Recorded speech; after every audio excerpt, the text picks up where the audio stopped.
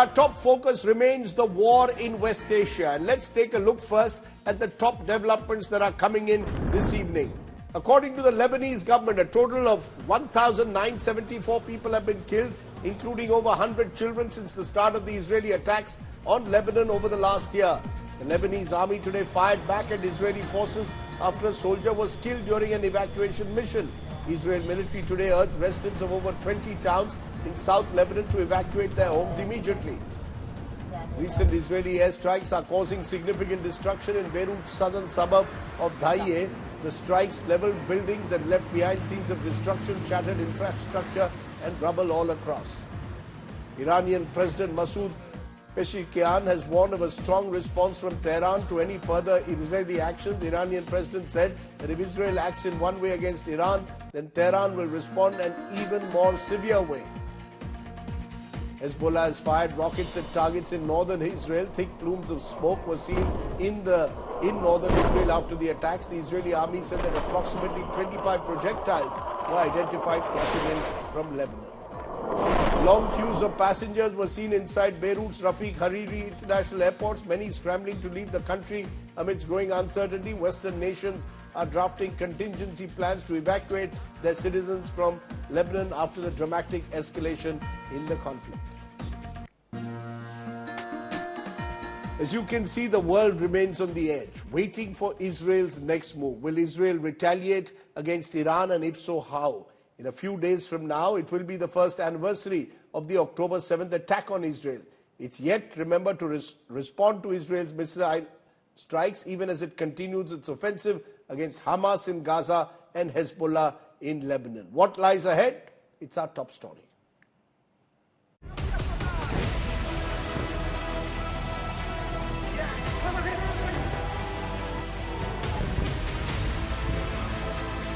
War clouds thicken over West Asia.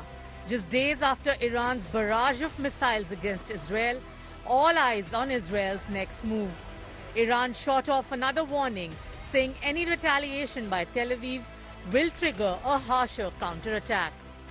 The security of the region is the security of all Muslims, and we do not want any war or bloodshed. Since I assumed the presidency, every speech I have made has emphasized our quest for peace and security. No nation or region can prosper in the midst of war. We were left with no choice but to respond. If Israel decides to retaliate, then it will face harsher reactions.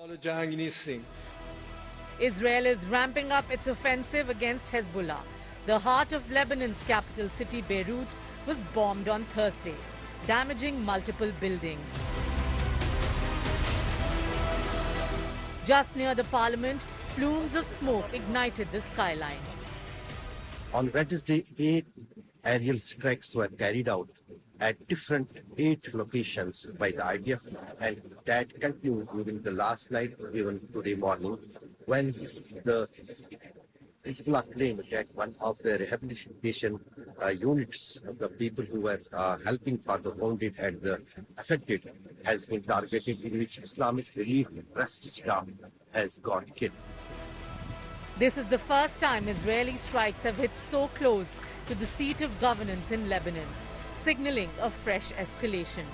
In southern Lebanon, Israeli forces suffered some casualties even as they took on Hezbollah fighters in close-quarter combat. Israel also bombed a weapons depot in the coastal city of Jabaleh in Syria. Meanwhile, Houthis in Yemen claim to have launched another drone attack at Israel.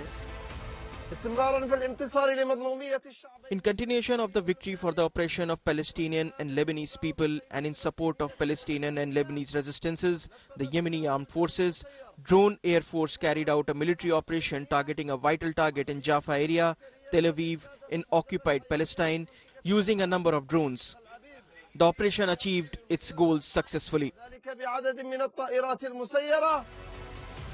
The multi-front war is expanding by the hour. Can a bigger war be averted? Bureau Report, India Today. My first guest is Mustafa Barghouti. He's the Secretary General of the Palestinian National Authority. Appreciate you joining us, Mr. Barghouti. How do you explain the fact at the very outset that we saw celebrations after the Iranian military response 2 days ago, Hamas praising it as a heroic missile strike on Israel? Are you endorsing this kind of politics of retaliatory strikes? And if Iran engages in ballistic missile strikes on Israel and Hamas celebrates, what do you expect Israel to do? Is Hamas going to celebrate when missile strikes are directed at Israel?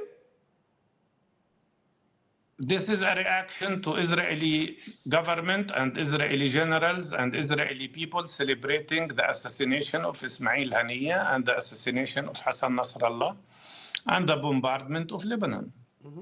This is the response to what Israelis first do. You know that Israelis spread and distributed sweets all over Tel Aviv and Haifa and other cities, celebrating the killing of Hassan Nasrallah and celebrating the killing of Palestinian leaders? They did that. So what do they expect? That's not the way to discuss the matters. The way to discuss the matters is to ask, how can we get to peace?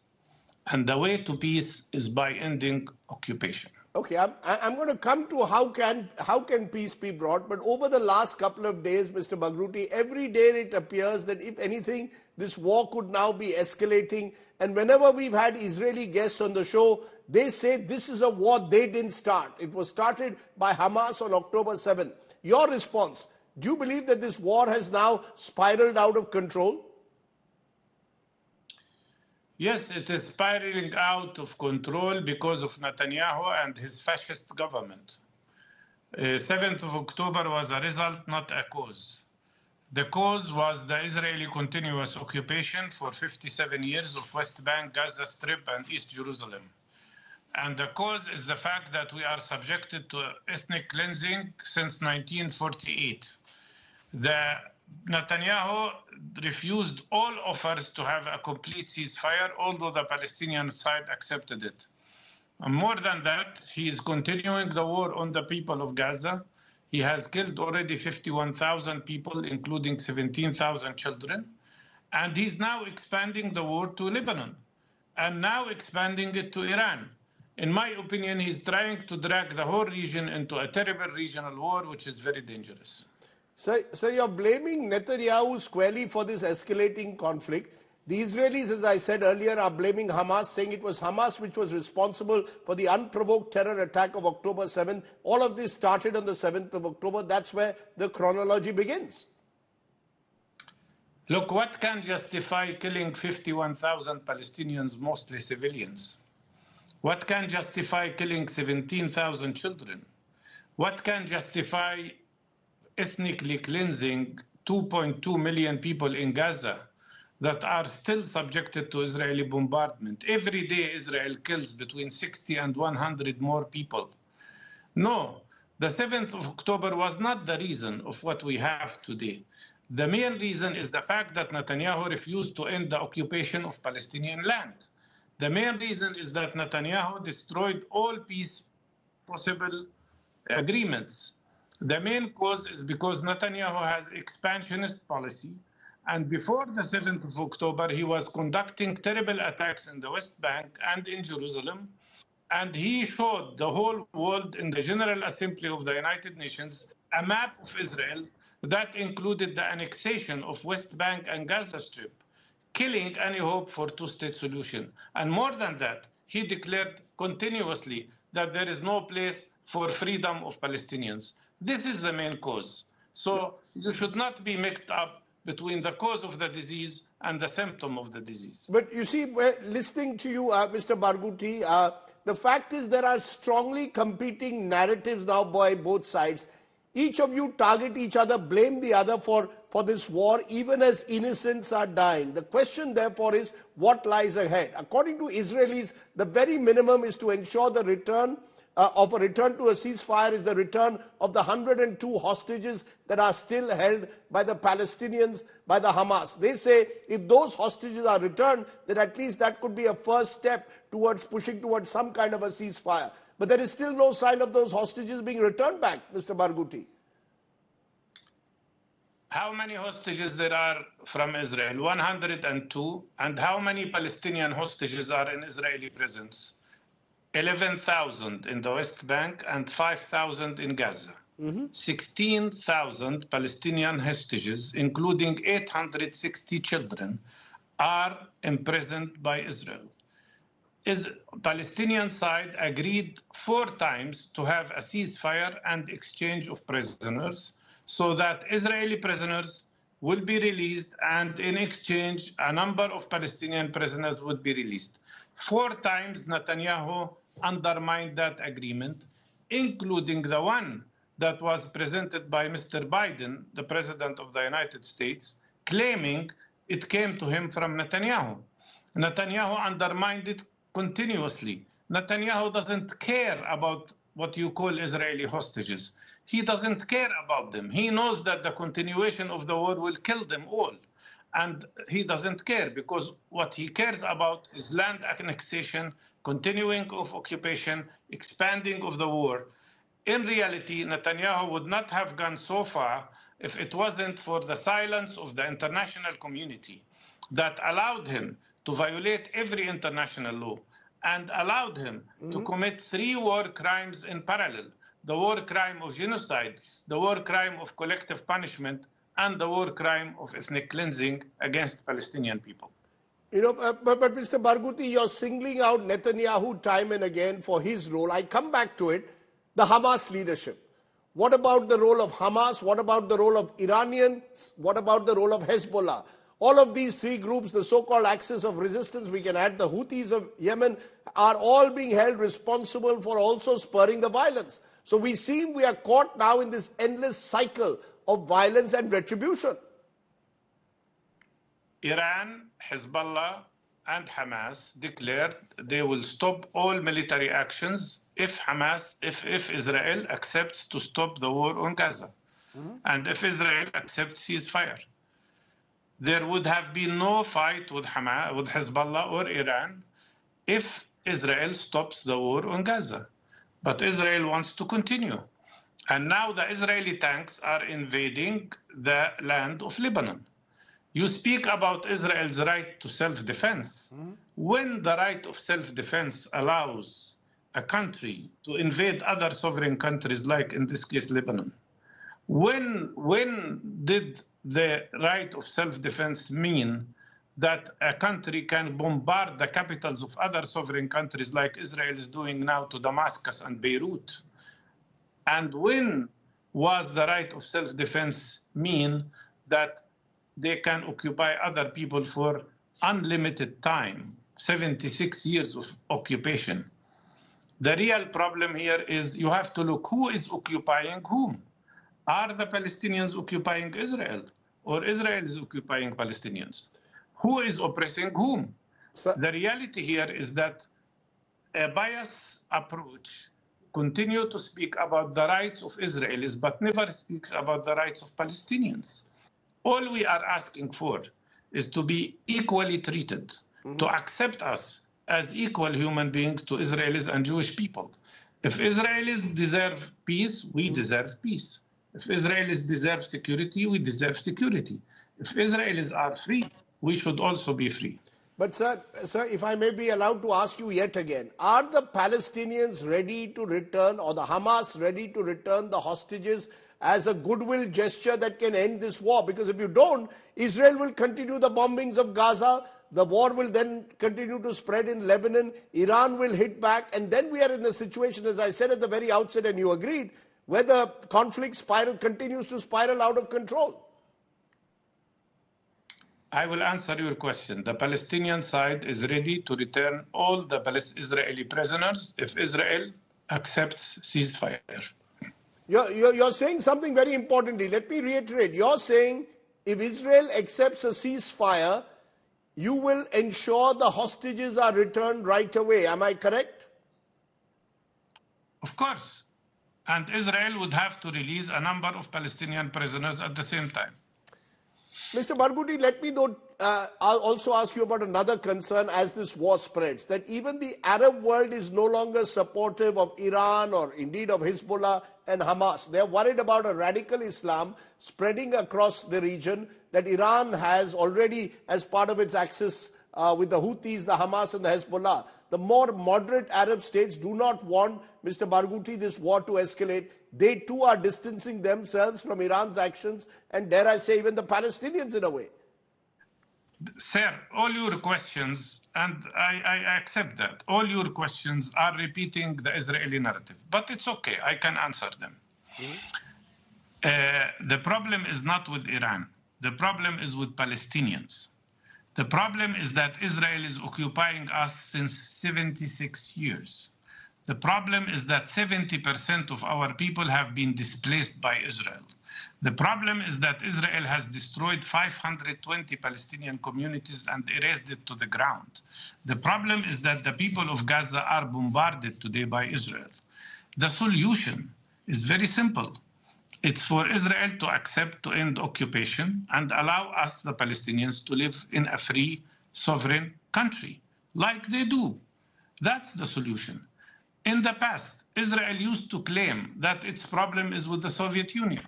And then it was with Egypt. And then it was with Syria. And then it was with Iraq. Now it is with Iran. It's all not correct. The reality is that their problem is with us, the Palestinians. But Netanyahu doesn't want to show the reality, and his government and the Israelis in general, because if you put the Israelis and Palestinians on the scene, it is very clear. It is very clear. The victim are the Palestinian people, not Israel. But Israel wants to claim to be the victim. So that's why it's talking about Iran. The issue is not Iran. Iran is a side issue. If the problem with Palestinians is solved, there will be no place for Iran or any other country to interfere.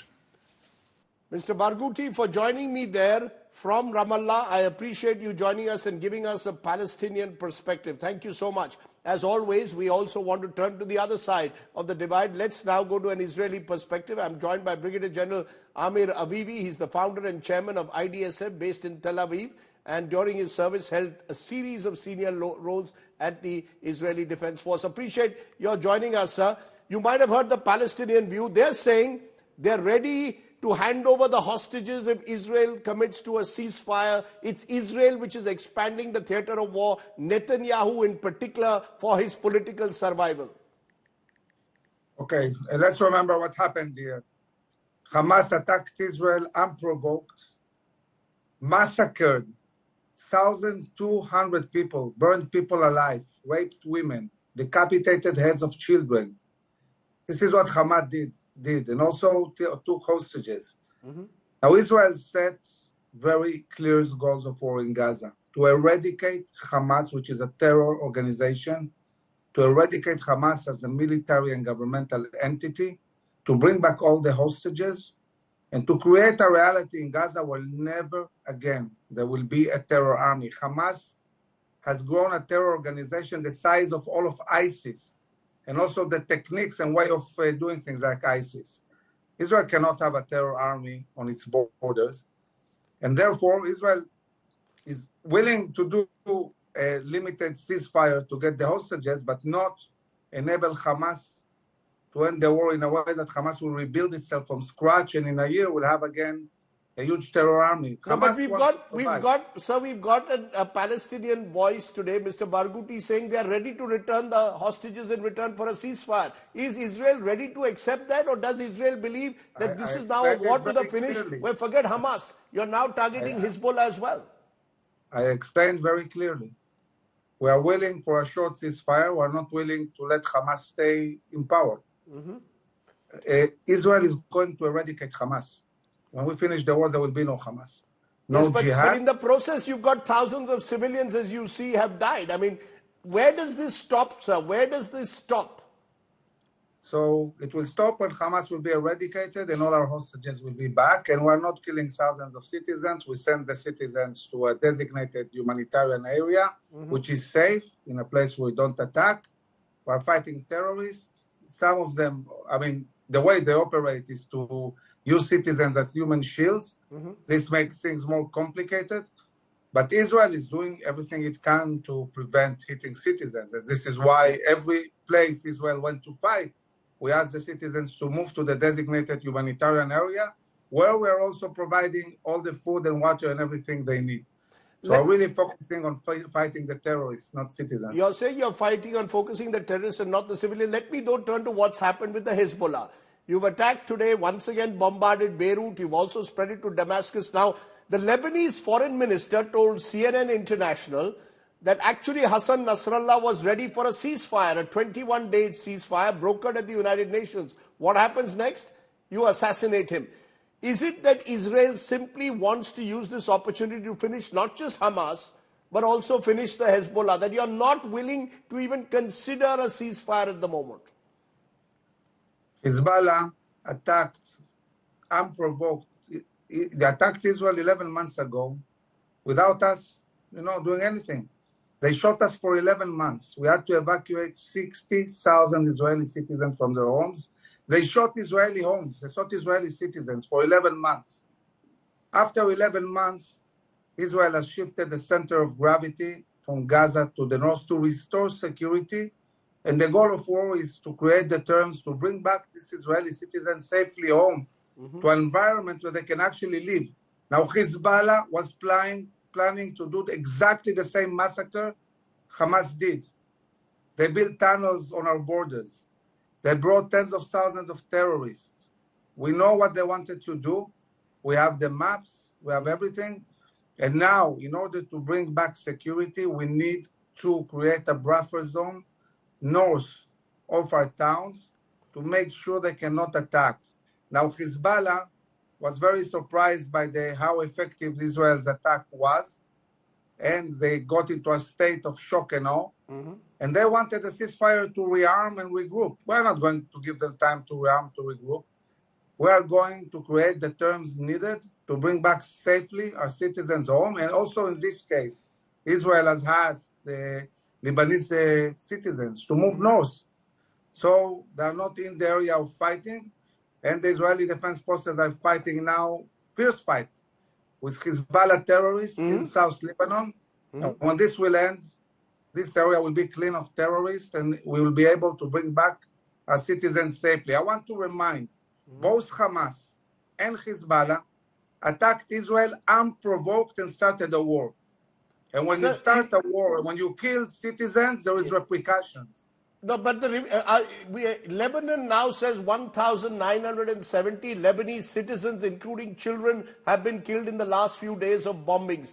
The question therefore arises, you're saying you have to finish Hamas and Hezbollah. You believe they are threats. You're doing this in self-defense. But is the attack disproportionate to what happened on October 7th? The question is, how do you reach a point where you say, look, we are now ready for a ceasefire? Because otherwise, as I keep repeating, some more and more civilians will die.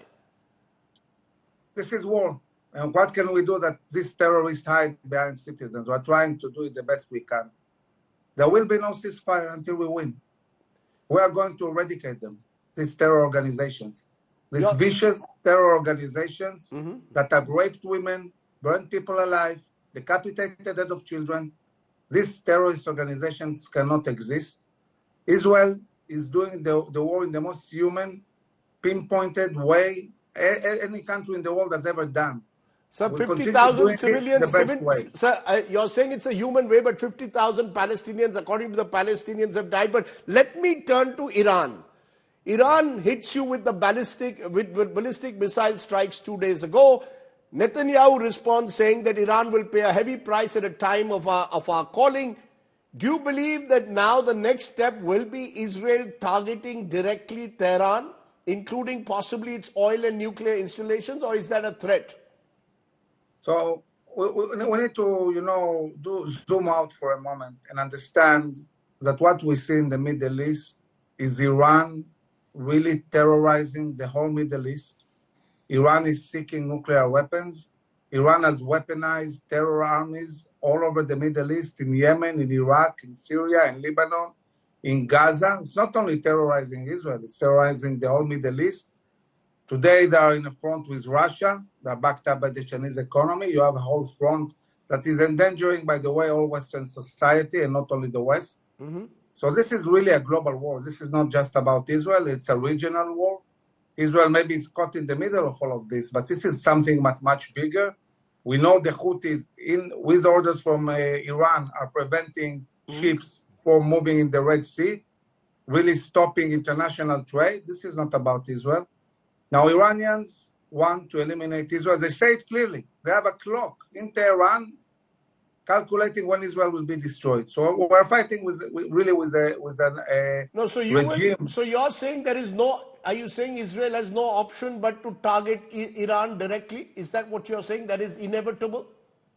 I think that it's inevitable, and I think it's an historical opportunity. And by the way, not only for Israel, but really for a coalition to deal with the imminent threat of Iran.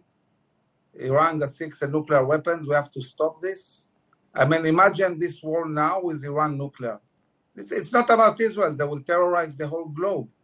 They're operating in Europe, in North Africa, in South America. This is a very, very dangerous regime. So I believe that this is the moment where the world needs to unite and stop Iran, and Israel will defend itself. At the end of the day, we're not going to let Iran become nuclear. We're not going to let them continue terrorize us using Houthis and Iraqis, militias and Hezbollah and Hamas. All these forces are sending to fight against us. We are going to deal with this. Okay. I'm going to leave it there, Mr. Avivi. I appreciate you joining us and doing some plain speaking from the Israeli perspective. Thank you so much for joining me there from Tel Aviv. So we've heard two perspectives from the Palestinians and the Israelis. Now the question comes, what role will the United States and indeed the world community play in this war?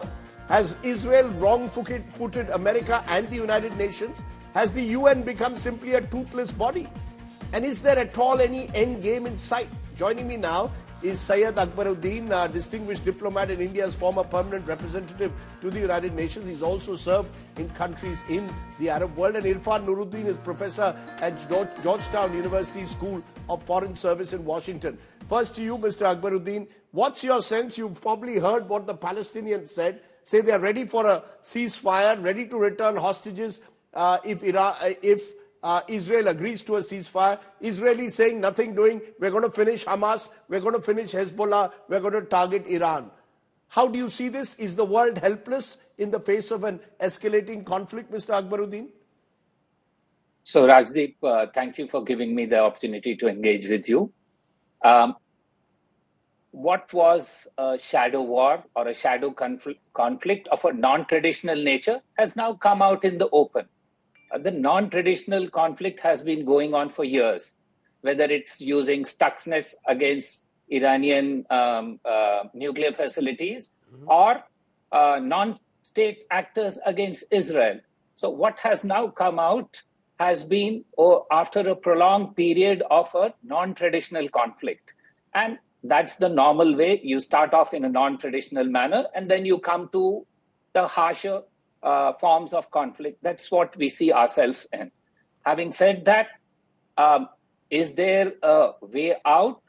You can clearly see diplomacy has run its course right now. Both are on an escalatory path, and the only way is from escalation to then de-escalate. So there are some more military or military assertions before diplomacy will step in, because it's pretty clear. If I may just stop you for a minute, doesn't that show the weakness, particularly of the United Nations? Mr. Guterres has from time and again called for a ceasefire, and yet the bombings of Gaza continue. They've now spread to Lebanon, to Syria, and possibly will target Iran as well. It seems that, if I may be allowed to use the word, the United Nations appears impotent. So, Rajdeep, the discussion on the Middle East started in the United Nations in 1947 through a Committee on Palestine. And what was on offer then was a two-state solution. What's on offer now again by everybody after going around for 70 plus years is still the same. So let's not say it's only the United Nations. Diplomacy by everybody, the US, Russia, everybody else has not succeeded, and we can get into the reasons. So I don't think what hasn't been possible for 70 plus years should be laid firmly at the door of one entity. But all of us haven't succeeded, and that's a fair thing to say. Let me for a moment bring in Irfan Nuruddin. Irfan Nuruddin, America, billed as the superpower of the world, caught in a presidential election of its own, a very polarizing election.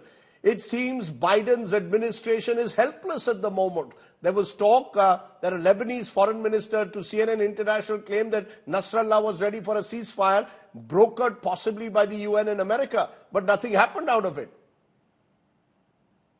I think you're absolutely right. I mean, there's a couple of factors here. One is, of course, that this is a month from the presidential election on November 5th. It puts Mr. Biden, Vice President Harris, everyone in a very difficult situation because you're balancing both about wanting to make sure that this doesn't escalate into an all-out war, but also thinking about the domestic politics, very large and influential Jewish American diaspora that has, often wielded great influence over foreign policy, and increasingly vocal and organized Palestinian, Arab American community. So caught between a rock and a hard place in that regard. Much of the diplomacy, of course, happens behind the scenes. And I think one thing that is true is that Israel and Prime Minister Netanyahu are very savvy about understanding America's domestic limitations, but maybe playing a short-term game at long-term costs. One way or the other, we know that there'll be a new president in office after November. If President Trump is re-elected, you probably have a very pro-Israel regime coming back in, a very anti-Iran regime coming back in. But if Vice President Harris is elected, I suspect you're going to see a much tougher line on Israel taken by her. Maybe not as hard as a lot of people might like, but much harder. There is lots of leakages coming out of the White House, out of the State Department about how unhappy President Biden and the senior administration are with the stance that Israel has taken, and in particular Mr. Netanyahu. But can they do anything about it? You're saying that they're unhappy with the stance that Netanyahu has taken, but Netanyahu probably believes he can get away, and Netanyahu is using this for his political survival. Absolutely. So Netanyahu is in a desperate situation. He's gambling for resurrection over here. He's unpopular at home. But, what unites them is, of course, that the actions of Hezbollah make it very easy for Netanyahu to say, listen, is this the future for your children? Is this what we want? That we're constantly under bombardment. We have clear evidence that Hezbollah was supporting Hamas. We're coming up on the one-year anniversary of that horrific terrorist attack on October 7th. So you have, Netanyahu knows how to do this. He's a survivor. He knows how to play this. I think from the United States perspective, again, we don't know what's happening behind the scenes. We do know that there are conversations happening in Doha, which is a very steadfast U.S. partner. And so I suspect there's a lot of pressure being put on, but what can they physically do, right? I mean, the tools available to the United States, and in fact to any power in this situation, are very limited. Iran's intervention over here was unfortunate because Iran chose to get involved in a conflict that ostensibly was not directly about Iran. They have said that they are willing to step back now as long as Israel doesn't respond. Your previous guest makes it sound like that's unlikely, which would be very unfortunate. So my sense is that there'll be some more escalation before hopefully calmer heads prevail. Let me bring that to you, Syed Akbaruddin. Iran entering this conflict, does that make it even more difficult for the United Nations? We've already seen G7 condemnation of Iran. Iran is seen as a red rag to large parts of the world. Does that even make it more difficult now to see any possible solution because Iran enters the conflict, Mr. Akbaruddin? Rajdeep, Iran has been there for some time. It's been playing in the shadows. What has now come out is in the open. Everybody knows that there are non-state actors who have been funded by Iran, who have been armed by Iran. So it's a project which has been going on for years. Yes, that it has come out in the open has created a flutter because you are now going to see the second divide in the Middle East. The first divide was between Arabs and Israelis on the Palestine issue. The second divide is perhaps between Israel and Iran. And in that divide, obviously, it's a newer divide for everybody to understand and to come to grips with. But it's also a more challenging divide because it has the potential for collateral damage, if you may say, or a damage for many others in the neighborhood or even in the extended neighborhood like India. No, but do you believe, Mr. Akbaruddin, that therefore makes it even more difficult? You said that there will be an escalation and then a de-escalation. Are we on an escalatory spiral where de-escalation now seems even further away? No, I mean, sure, escalation can also be a managed escalation, as happened in April. Let's not forget, a similar attack was ventured into by Iran in April, yet it de-escalated very quickly. And this do you see time that happening again, if I may ask? Do you see April repeating, or is it now qualitatively different? No, it's clearly more difficult than in April. But there are off-ramps even in an escalation that perhaps are being worked on right now. The very fact that the US and the G7 say that nuclear facilities are off the table clearly is indicative that everything is not on the table for the Israelis to respond to. There are other issues also which are being worked on behind the scenes. These will not be available openly, but there will be some escalation. The question only is whether the escalation can be managed, because all escalations, nobody knows, can never be certain about. So that's the difficulty. Not that can be a managed escalation. Perhaps that's our best chance. Okay, let me leave it at that point. Syed Akbaruddin, always good to hear you, and Irfan Nuruddin there from Georgetown in the United States. Thank you both for joining me here on the news today. Thank you. Let's turn to our newsmaker tonight. Climate activist from Ladakh, Sonam Wangchuk, completed his Padyatra from Leh to Delhi yesterday. Remember, Wangchuk was detained by the Delhi police on the 1st of October at the border, along with his supporters, even as he was coming towards the city as part of his Leh to Delhi Yatra, where he has raised the issue of greater autonomy and statehood for Ladakh, as well as a need to focus on the climate emergency facing the Himalayas. He was finally released yesterday night and allowed to proceed to Rajghat, to Mahatma Gandhi's Samadhi, where he paid a tribute. And joining me now is our newsmaker tonight, climate activist and Ladakh icon Sonam Wangchuk joins us. He's just out of detention, was at Rajghat last night, and you join us today at the completion of your Padyatra. You're looking rather tired. Sonam, are you tired or even more determined to push ahead with your agenda for statehood and sixth schedule status for Ladakh? Thank you, Rajdeep. My body is a bit tired, but my soul refreshed with the recent events of the last 2-3 days. And yes, determined to be on the mission, not just for Ladakh, but for the entire Himalayas and the planet. So let's get it right. What is this mission? What have you achieved through this Padyatra? Do you think you've got people to pay attention to your demands? And is that demand statehood, or is that demand protecting the eco-friendly character of the Himalayas? Okay, Rajdeep, we walked for 1 month from Leh to Delhi, and our mission, I think, was twofold.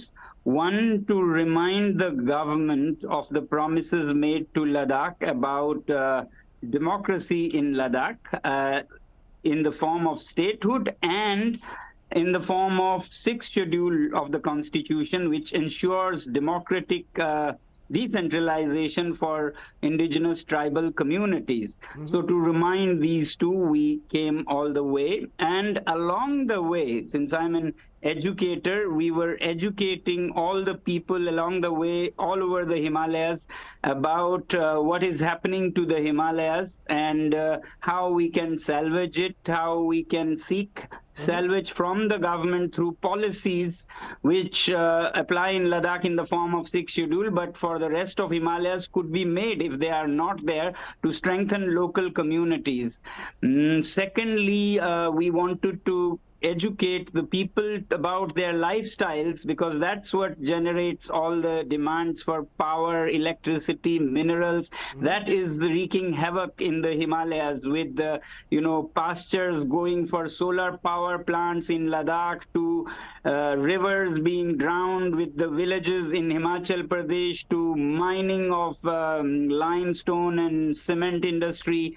So all that we wanted to educate and raise awareness to reduce consumption so that supply reduces.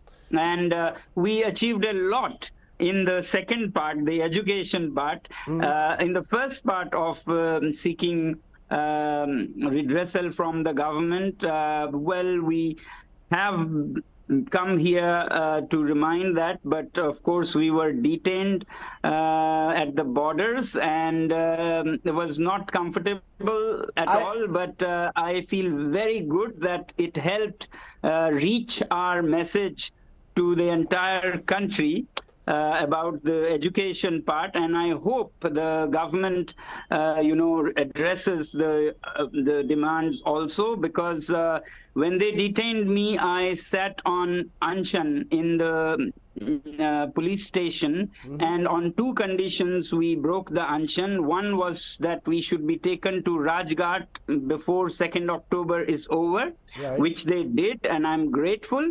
The second part was that we should be able to meet either the Prime Minister or the Home Minister or the President of India in the next few days, and the talks with Ladakhi leaders should begin in the next 2 weeks. And that we have been assured by the Home Ministry that this will happen very soon, a meeting with the Prime Minister, Home Minister, or the President. So we are taking their word for it and waiting with bated breath for this appointment to happen very soon. Because that second part then becomes crucial that you just spoke about. You were detained. There has been no dialogue so far. You're telling us now that you've been given an assurance that either the Prime Minister, the Home Minister, or the President will listen to your grievances or will at least have a dialogue with you about the possibility of statehood, sixth schedule rights, and generally the rights of the tribal people. Am I correct? Because the sense is that it was becoming a bit of a confrontation. There has been criticism on social media where a lot of the government-sponsored or government-supported handles are saying that Sonam Wangchuk cannot be trusted. You've been called anti-national and someone taking on the government.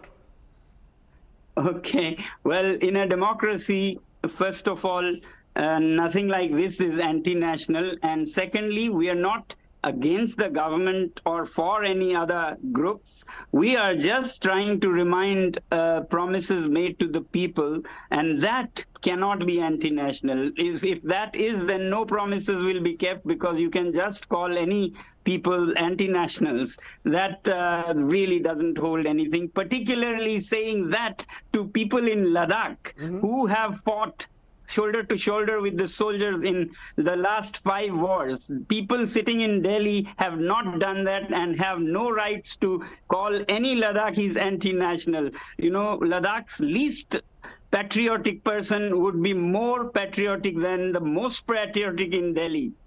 That's a very strong statement to make, and I can see the passion that you make it in. The reason I'm saying it is because invariably this has got dragged into politics. The moment you got detained, Congress leaders came out in your support, Rahul Gandhi, Mallikarjun Kharge, and as I said, there were critics of Sonam Wangchuk saying that you're trying to sort of confront the government. Do you believe this agitation, whether you like it or not, is willy-nilly now caught up in politics, and as a result, you find yourself in a position where you're seen as someone who's adversarial, taking on the government? Not at all. That would be very unfortunate. Actually, we admire things that are good. I have always been an admirer. Where it is not, and the government should not do things that will make them, not respected. I want to remind them, and I want to set them correct, and only best of friends do that. Worst of friends will just do sycophancy, but I want to tell them that please keep your promises and come out as trustworthy leaders. So what's the basic promise? Is it sixth schedule status? Is it statehood? Is it greater autonomy? Okay. What is that basic promise that you're looking for when you meet these government functionaries? Okay. Statehood is not a promise. Some people say statehood was promised. That's not a promise. That's only an appeal and a demand from the people of Ladakh that they should enjoy the same fruits of democracy as the rest of India. Now, sixth schedule is a clear promise. You can check the manifestos in 2019 elections of the parliament and 2020 Ladakh Hill Council. It was in the top 3 points in the agenda, in the manifestos, that Ladakh will be included in the 6th schedule. Now, I don't know what happened. They have been, at least I can say, delaying this over the last 5 years. We don't really know the reasons, and I would like journalists like you to ask government authorities and ministers as to what the reason is that Ladakh was promised and elections were won and then it didn't happen. So I'm not against a party or for a party, but I would remind a government of promises, and I would like that in India election promises are really taken seriously, because otherwise that's where the trust deficit starts. I mean, I feel India has no other deficits. Trust deficit is where everything starts breaking. Then, you know, things don't get honored, and then you have the same thing happening in markets between businesses, leaders, people. So trust is where we lose the most. I can explain to you another time how trust is the biggest, drain on a nation, lack of trust. Can I therefore ask you in conclusion, you're saying that you're hoping that within the next 2 weeks you're able to meet these government functionaries. What if that doesn't happen? Will you go back? Will you go back again into agitation mode? Yes. That again, I'm trusting what authorities in Home Ministry have assured us, that this will happen, a meeting with the top 3 leaders, and I'm taking their word. We will all see in the next few days whether it is trustworthy or not. I really want to believe that they'll keep the last promise, and they'll keep this promise that we'll meet the leaders, and we'll have a happy ending to it. We are not at all against the government. We want to help the government in everything and in keeping their promises. So I just want to say we'll wait for the next few days, maybe 5th of October. Not that we'll get an appointment. They may not have time immediately, although we had informed quite a week in advance, but a name and a date when we can meet one of the leaders, at least of the top 3. And if not, I don't want to, but if not, we may have to resume the Hanchan, the fast, indefinite fast that I broke after we were taken to Rajghat, and we were given this assurance that we'll soon meet one of the top 3 leaders in the nation. So I don't want to think that, but that's a possibility. Let's leave it there, because obviously all of this has happened in the week of Gandhi Jayanti, and in a way you've tried to sort of inspire yourself and your followers with the message and ideals of the Mahatma Gandhi, and I'm sure in true Gandhian style you will be able to find a way forward. Exactly, Rajdeep. Gandhiji personifies truth. That is what we are seeking in keeping promises. Gandhiji personifies eco-sensitivity when he said there's enough for everyone's need, but not enough for everyone's greed, or to live simply so others may simply live. So that's why we wanted to be on the Gandhi Jayanti in this march, and March was also one of his paths, and so was Anchan. So we are following the father of the nation to see if that work, that path still holds value in our democracy. Let's hope so, that it still has value and the Gandhian mission does. Sonam Wangchuk, for joining me. Thank you so much. Okay, that's just about all that we could pack in on the news today. Thanks for watching. Stay well, stay safe. Good night. Shubh Ratri. Jai Hind. Namaskar.